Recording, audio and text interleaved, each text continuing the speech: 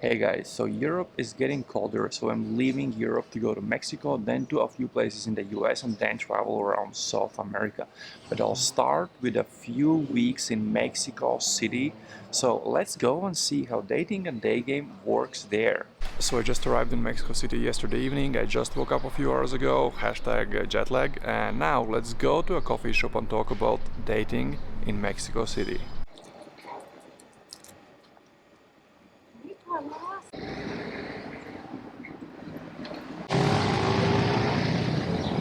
So the coffee shop I wanted to go to is still closed, but well, let's start talking about the topic. When guys finally decide they want to take control of their dating life and learn to meet girls they actually like, there are many things they change in their lives, but one of the big ones is, well, they want to stop being part of the herd. They want to stop doing what everyone else is doing. They realize that whatever society taught you about dating and life in general isn't really how life and dating works, and they kind of want to find their own path. And when they start to meet girls on the streets or wherever they go, they start traveling to other countries to meet girls. And what they do is they start to go to the same places where everyone else is going. Maybe they're going to Playa del Carmen in Mexico. Maybe they're going to Rio de Janeiro in Brazil. Maybe they're going to Prague, to London, to Poland, to Warsaw. They're going to all the places where everyone else is going. All of those places are pretty full with day gamers, and yes, they wanted to be separated from the herd, but let's be honest, they kind of became a part of a different herd. So the whole thing of this vlog is I'm going to places where guys don't normally go to meet girls, and it's gonna be called dating off the beaten path. Going to places where people maybe don't speak your language, maybe they have never seen a day gamer in their life, and seeing how things work there. So where will I be meeting the lovely ladies? Actually, anything goes. Streets, coffee shops, grocery stores, shopping malls, beaches, and anything else.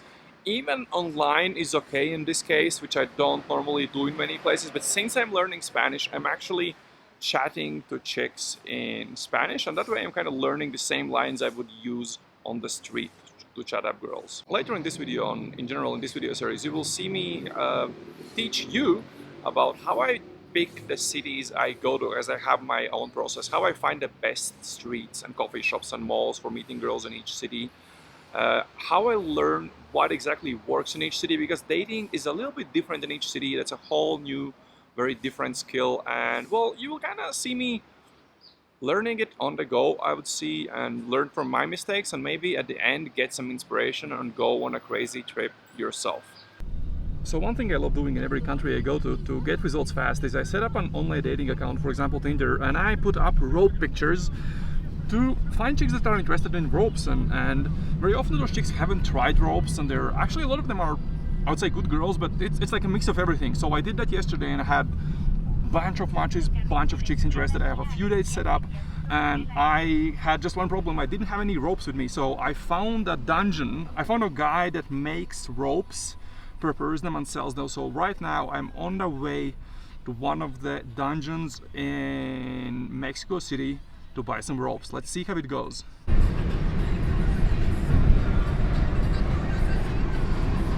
In search of ropes. I am a 20-minute taxi ride outside the city center in some local neighborhood. Doesn't look as sketchy as I expected, so let's see what's inside the dungeon. Boom. Hey man, nice to meet you. Nice to meet I'm you. Robert. And you have a very nice dog. Looks very dangerous. Leia, bull terrier. Hola amigo. Very friendly. So when's your flight? Oh, no flight. Okay. I'm here for a few weeks. Nice. So you have time to be here. Oh yeah, I Nice. kind of live all over the world. Hola. Here, it's a Shibari Dojo in Mexico City. And it's called Tengu Shibari Dojo. Shibari Dojo. We sell a lot of ropes. Oh, you have even pink ones. Pink, red, but yours are special because we call us. These are mine. Okay, Yeah, let's of look course. at it. Let's look at them. Those are very, very, very beautiful ropes. Oh my god, guys, can you see this? This is amazing. This is This is this is a very beautiful rope. I'm super happy. I will travel with these ropes. Perfect. Well, thanks a lot for getting them to me so fast, because I messaged you guys at like 7 in the morning. Yeah. And this is noon the same day, and I'm already getting my lovely ropes. I will test them later today. The ropes starts like this. This is a rope. Yeah, I see. Those ropes are so Yeah, they're very Furry, hard to use. yeah. Furry and furry and And- really hard. So we have this process where we don't use chemicals, yes. and we I don't know how to say this. How is it in Spanish? In Spanish, it's hacer más suaves, softener, Yes. softening the ropes to make safety Yes. to skin. Yes. Don't give away your secrets. There's a lot of people outside who wants that secret. Thank you so much, man. Yeah, thank you. Well, the ropes are just beautiful. Turns out they make them by themselves in Mexico with some crazy Mexican traditional techniques, and they're really, really good quality. Plus, I got a lovely free Mexican artwork.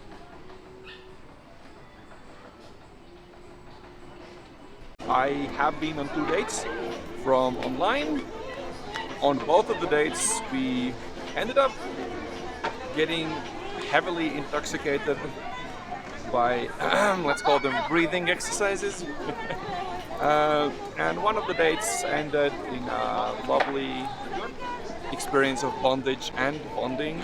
I've been walking around the streets and checking out whether it's actually Daygameable.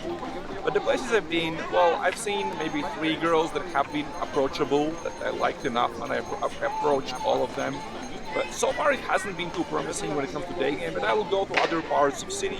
I'll probably at some point meet with James Tusk, another Daygame coach who is in a city, and check out the area where he's staying, our area called Polanco, which is a bit more upscale.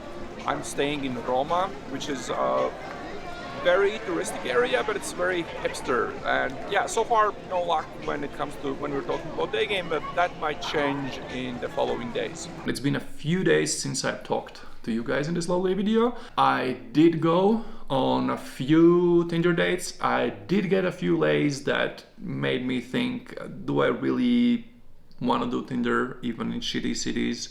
And is it better not to have sex than have sex with someone you don't really like? So that's the update so far. Tomorrow I'm going out to meet James Tusk, and we'll chat with him a little bit about what are the best spots for Daygame in Mexico City. So if you decide to come here, that's some valuable input you should know. So Mexico City with James Tusk. James, I've been very lazy when it comes to Daygame here. I am, let's call it a Daygame sabbatical, which we both talked about, and we both love to take some time off Daygame once in a while. Sure.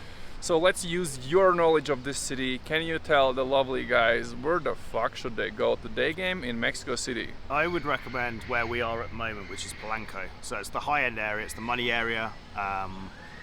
There's a big shopping mall called Antara, which is good. And yeah, anywhere around here is good. I mean, it's money, there's beauty. The level of English is higher as well, so it's a good place to come. That would be my recommendation. At night, you can hit some bars in Polanco or Condesa or Roma. That would be my recommendation though, come to Polanco. But I'd probably recommend going to other cities as well, so check out Guadalajara, it's very cool. Oaxaca, very cool. The options are limitless. This is a city. This is Proper this city. is not a It's beach the capital vibe. city. But if you look around, even here, you can see that we're in a park, and it's very green. But the developed touristic part of the city is green in general. Like Polanco seems green, Roma is very green, it has amazing parks. I did not see any hot chicks in Roma, so you're saying in Polanco we can actually find some hotties. Polanco, there's some talent here. Again, it's the money area, it's high levels of education, it's extremely safe. It's not your kind of classic Mexican look. These are more almost the offspring of the conquistadors, where a lot of kind of lighter skin, blue eyes. So they're actually beautiful. Yeah, hot. Just generally by any standards. You walk around here on a Thursday evening or Friday evening, it's littered with loads of like cool bars and outdoor restaurants. You'll see some real talent. Okay, well, 100%. thanks, man. No worries. And another great reason to check out the parks here is you have a bunch of squirrels here. And why is that important? Well, in English slang, you